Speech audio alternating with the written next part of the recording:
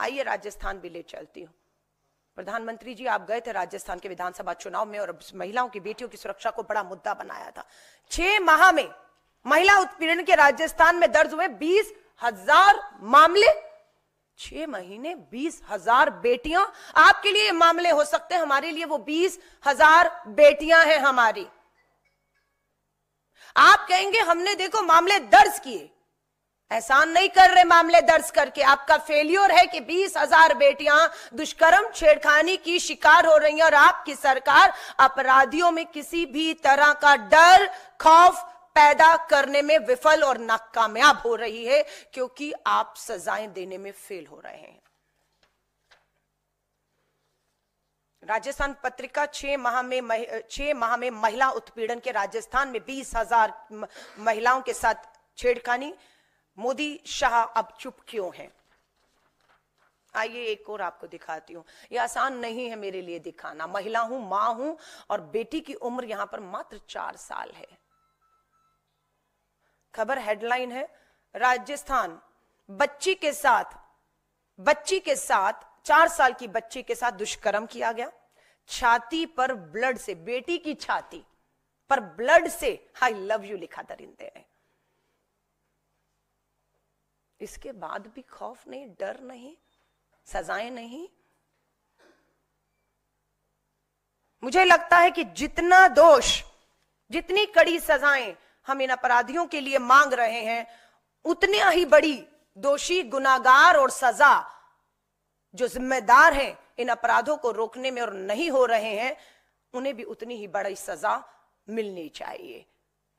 चाहे वो कोई भी मंत्री है, विधायक है, पुलिस है, प्रशासन है, अगर उनका फेल्योर है तो उन्हें भी अपने पद से, अपनी नौकरी से, अपनी जिम्मेदारी से तुरंत मुक्त करना चाहिए और उन्हें सजा मिलनी चाहिए, क्योंकि उनके फेल्योर की वजह से ये घटनाएं जो हैं पूरे देश भर में। मैं भी बिहार राज्य का दौरा 7 दिन बिहार का दौरा कर आई हूं। बिहार में भी हालत बहुत बेहतर इन राज्यों से नहीं है, लेकिन भाजपा के डबल इंजन की सरकारों में इतना दबाव पुलिस प्रशासन पर है, इवन मीडिया के दबाव के बावजूद आप सोचिए कि खबरें नहीं बाहर निकलें, दबाने की कोशिश के बावजूद मैं देखती हूं फिर भी हर अखबार भाजपा शासित इन राज्यों की इन महिलाओं, नाबालिग बेटियों के बलात्कार, हत्या, अपराध, 14 साल की बच्ची का आत्महत्या का मामला, सिर्फ सबूत नष्ट करने हैं, दोषियों को बचाना है। अखिल भारतीय महिला कांग्रेस ने ठाना है कि हम इसे हल्के में कतई नहीं लेंगे। 10 मार्च से संसद का सत्र शुरू हो रहा है। देश के प्रधानमंत्री जी बेटी बचाओ के नारों से संसद की दीवारें अंदर और बाहर गूंजने वाली हैं। हम आपको आराम और चैन से नहीं बैठने देंगे। आपकी सरकार की, केंद्र सरकार हो, भाजपा शासित डबल इंजन की सरकारों की जिम्मेदारी, जवाबदेही हम तय करें। हरियाणा ये तीसरा भाजपा शासित राज्य, गुजरात महाराष्ट्र के बाद हरियाणा भाजपा का। हरियाणा में यूनिवर्सिटी की छात्रा से 5 साल तक दुष्कर्म होता है। हॉस्टल वार्डन के पति पर आरोप, बेटे से छेड़छाड़। 5 साल से हमारी बेटियां जो हॉस्टल में पढ़ रही हैं, बलात्कार हो रहे हैं, शिकायतें हो रही हैं। सरकार क्यों मुखदर्शक बनकर इन हॉस्टल में इस तरह के अपराध को 5 साल तक या आज तक न्याय न दिलाकर पनपने दे रही है? कहीं इसके भी तार हरियाणा के भाजपा नेताओं के साथ तो नहीं जुड़े हुए? हमारा सीधा आरोप है। ये तीसरा भाजपा का डबल इंजन की सरकार। चौथा राज्य मैं आपको ले जा रही हूं, मध्य प्रदेश में। मध्य प्रदेश में हिला देने वाली खबर है। नाबालिग बेटियों के साथ दुष्कर्म होता है। 3 नाबालिग बेटियों के साथ मध्य प्रदेश के टीकमगढ़ में अपराध होता है, जिसमें से 5 साल की बच्ची भी। इन 3 बच्चियों में मात्र 5 साल की, मध्य प्रदेश के टीकमगढ़ में 5 साल की बच्ची के साथ भी अपराध हुआ है, जो बुरी तरह से घायल है, खून में लथपथ, हॉस्पिटल में इलाज चल रहा है। बच्ची की उम्र 5 साल है। और इसमें जो दूसरी नाबालिग बेटी है, जिसकी उम्र, जबलपुर का यह मामला है, 14 साल है, उसने आत्महत्या कर ली है। मात्र 14 साल की बच्ची। जघन्य अपराध, दुष्कर्म, सामूहिक बलात्कार। वो बच्ची के साथ बलात्कार हुआ, उसके बाद बच्ची किसकी निगरानी में थी या किसकी निगरानी में होनी चाहिए? कैसे उस 14 साल की बच्ची ने आत्महत्या कर ली, या उसे आत्महत्या करने पर मजबूर किया गया, या उसकी आत्महत्या होते हुए उसे रोकने की बजाय उसे होने दिया गया? क्योंकि यहां पर भी सीधा सीधा पता लगता है कि कहीं ना कहीं भाजपा के लोग इन नाबालिग बेटियां, ये मैं कहूंगी हर एक से, इसे हल्के में मत लीजिएगा। ये देश में हर राज्य में, खासतौर से भाजपा शासित राज्य में, भाजपा के नेताओं की भागीदारी शामिल है इसमें, और मामलों को दबाकर न्याय नहीं मिल रहा है। 8 मार्च को, आज से ठीक 3 दिन के बाद, अंतर्राष्ट्रीय महिला दिवस, महिला सम्मान समारोह होंगे।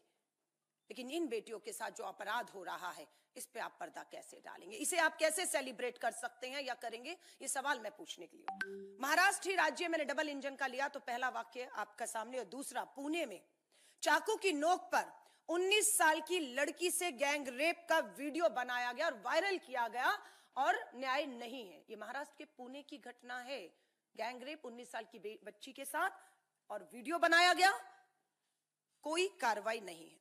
आइए दूसरा राज्य भाजपा शासित देश के प्रधानमंत्री के गुजरात राज्य लेकर चलती हूं। गुजरात में पिछले 9 साल में हमने पता किया 17,000 मामले, बेटियों से जुड़े मामले, बलात्कार, छेड़खानी, अपहरण के मामले, 17,000 मामले गुजरात राज्य में है। ये बेटी बचाओ का नारा देश के प्रधानमंत्री देते हैं अपने ही राज्य में। 17,000 बेटियां न्याय मांग रही हैं प्रधानमंत्री जी। ये मात्र गुजरात की बेटियों की बात कर रही हूं। और अगर हम देखें तो हर महीने 200 बेटियां थाने न्याय के लिए पहुंच रही हैं और इन्हें कोई न्याय नहीं। यहां पर भी न्याय क्यों नहीं महाराष्ट्र की तरह? ये सच्चाई सामने है, लाई हूं, पढ़िए।